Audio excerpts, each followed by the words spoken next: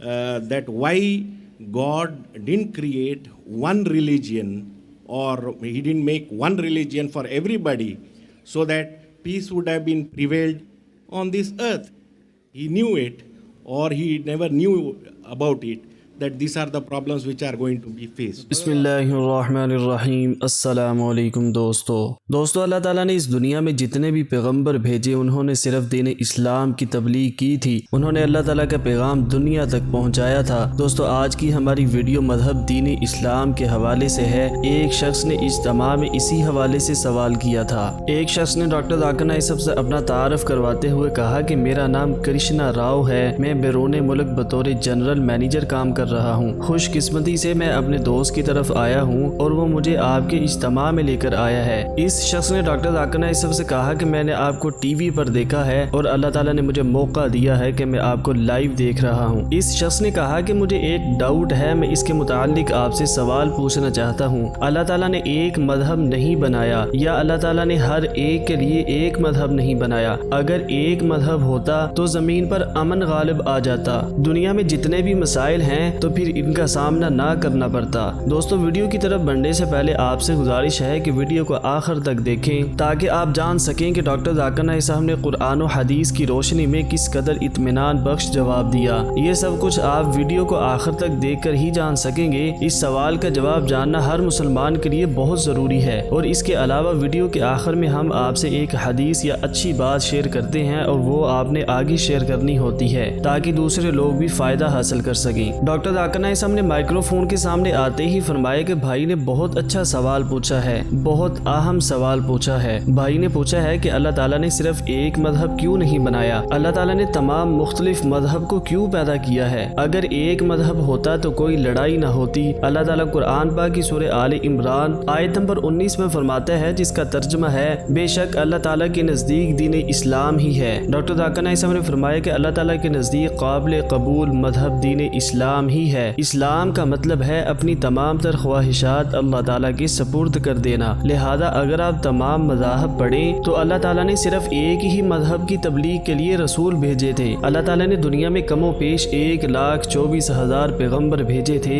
جنہوں نے صرف اسلام کی تبلیغ کی تھی۔ نبیوں کا سلسلہ حضرت آدم علیہ السلام سے شروع ہوا اور حضرت محمد الرسول اللہ صلی اللہ علیہ وآلہ وسلم پر آ کر ختم ہو گیا۔ ڈاکٹر ذاکر نائک صاحب نے فرمایا کہ اللہ تعالیٰ قرآن پاک کی سورہ فاطر آیت نمبر 24 میں فرماتا ہے، جس کا ترجمہ ہے ہم نے ہی آپ کو حق دے کر خوشخبری سنانے والا اور ڈر سنانے والا بنا کر بھیجا، اور کوئی امت ایسی نہیں ہوئی جس میں کوئی ڈر سنانے والا نہ گزرا ہو۔ اللہ تعالیٰ نے قرآن پاک کی سورۃ الرعد آیت نمبر 7 میں فرمایا، جس کا ترجمہ ہے اور کافر کہتے ہیں کہ اس پر اس کے رب کی طرف سے کوئی نشانی کیوں نہیں اتاری گئی؟ بات یہ ہے کہ آپ تو صرف آگاہ کرنے والے ہیں اور ہر قوم کے لیے ہادی ہیں۔ ڈاکٹر ذاکر نائک صاحب نے فرمایا کہ جتنے بھی رسول آئے انہوں نے اپنی مرضی سے کچھ نہیں سکھایا، بلکہ انہوں نے جو کچھ بتایا وہ اللہ تعالیٰ کی طرف سے بھیجا گیا پیغام تھا۔ تمام انبیاء کرام علیہ السلام نے اپنی ساری خواہشات اللہ تعالیٰ کے سپرد کر دی تھی، اور بنیادی پیغام جو تمام انبیاء کرام علیہ السلام نے دیا وہ خدا کی وحدانیت کا درس ہے۔ تمام انبیاء کرام علیہ السلام نے یہ بنیادی پیغام دیا کہ اللہ تعالیٰ ایک ہے، اس کے کوئی ماں باپ نہیں، نہ اس کی کوئی اولاد ہے اور نہ وہ کسی کی اولاد ہے۔ ڈاکٹر ذاکر نائک صاحب نے فرمایا، حضرت محمد صلی اللہ علیہ وآلہ وسلم سے پہلے جتنے بھی پیغمبر اس دنیا میں آئے تھے،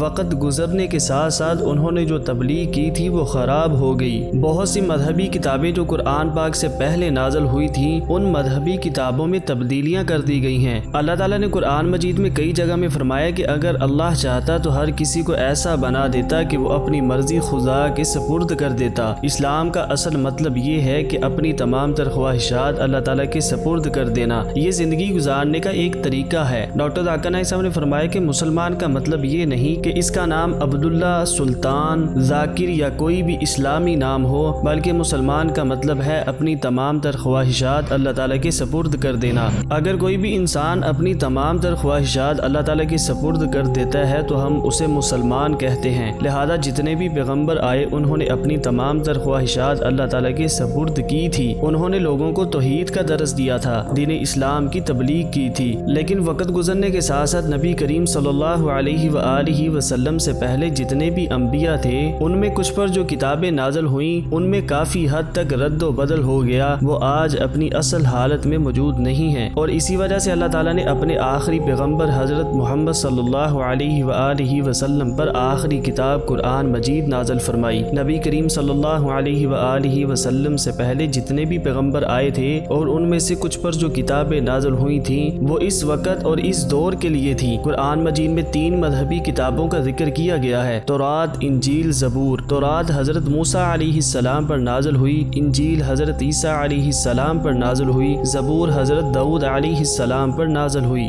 ڈاکٹر ذاکر نائک صاحب نے فرمایا کہ قرآن پاک آخری پیغمبر حضرت محمد صلی اللہ علیہ وآلہ وسلم پر نازل ہوا۔ اللہ تعالیٰ نے قرآن پاک کی سورۃ الرعد آیت نمبر 38 میں فرمایا، جس کا ترجمہ ہے: ہم آپ سے پہلے بھی بہت سے رسول بھیج چکے ہیں اور ہم نے ان سب کو بیوی بچوں والا بنایا تھا۔ کسی رسول سے نہیں ہو سکتا کہ کوئی نشانی بغیر اللہ کی اجازت کے لے آئے، ہر مقررہ وعدے کی ایک لکھت ہے۔ ڈاکٹر ذاکر نائک صاحب نے فرمایا کہ حضرت محمد صلی اللہ علیہ وآلہ وسلم سے پہلے بھی بہت سے پیغمبر آئے تھے اور ان پر جو کتابیں نازل ہوئی تھیں وہ ایک خاص وقت اور خاص دور کے لیے تھیں۔ اللہ تعالیٰ نے ان کتابوں کو محفوظ نہیں رکھا، لوگوں نے ان کتابوں میں اپنی طرف سے بہت سے رد و بدل کر دی ہے، لیکن قرآن پاک اللہ تعالیٰ کی آخری کتاب ہے جو صرف مسلمانوں یا عربوں پر ہی نازل نہیں ہوئی بلکہ پوری انسانیت کے لیے نازل ہوا ہے۔ ڈاکٹر ذاکر نائک صاحب نے فرمایا کہ قرآن پاک صرف عرب کے مسلمانوں کے لیے نہیں ہے بلکہ تمام انسانیت کے لیے ہے۔ اللہ تعالیٰ قرآن پاک کی سورہ حجر آیت نمبر 9 میں ارشاد فرماتا ہے، جس کا ترجمہ ہے: ہم نے ہی قرآن کو نازل فرمایا اور ہم ہی اس کے محافظ ہیں۔ ڈاکٹر ذاکر نائک صاحب نے فرمایا کہ اللہ تعالیٰ نے دنیا میں جتنے بھی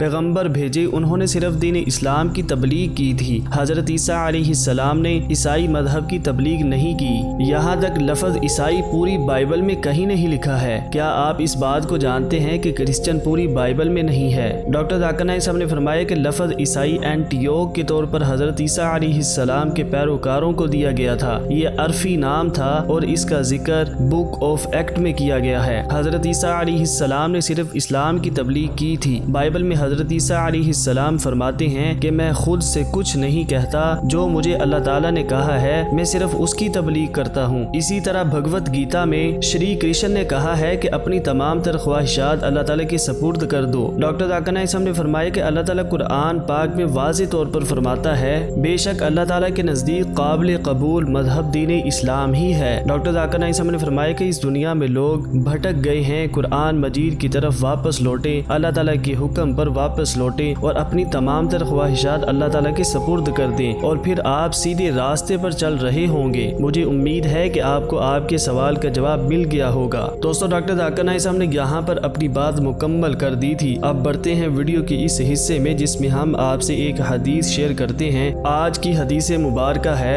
سیدنا عبداللہ بن عباس رضی اللہ تعالی عنہ سے مروی ہے کہ کسی نے رسول اللہ صلی اللہ علیہ وآلہ وسلم سے یہ سوال کیا، کون سا دین اللہ تعالیٰ کو سب سے زیادہ پسندیدہ ہے؟ آپ صلی اللہ علیہ وآلہ وسلم نے فرمایا، حضرت ابراہیم علیہ السلام کی ملت جو کہ سہولت والی ہے۔ دوستو، ہم آپ کے لیے ڈاکٹر ذاکر نائک صاحب کی انگریزی زبان میں کی گئی گفتگو کا اردو ترجمہ لاتے ہیں، تو آپ سے گزارش ہے کہ چینل کو ضرور سبسکرائب کر لیں۔ ملتے ہیں نیکسٹ ویڈیو میں۔ اللہ حافظ۔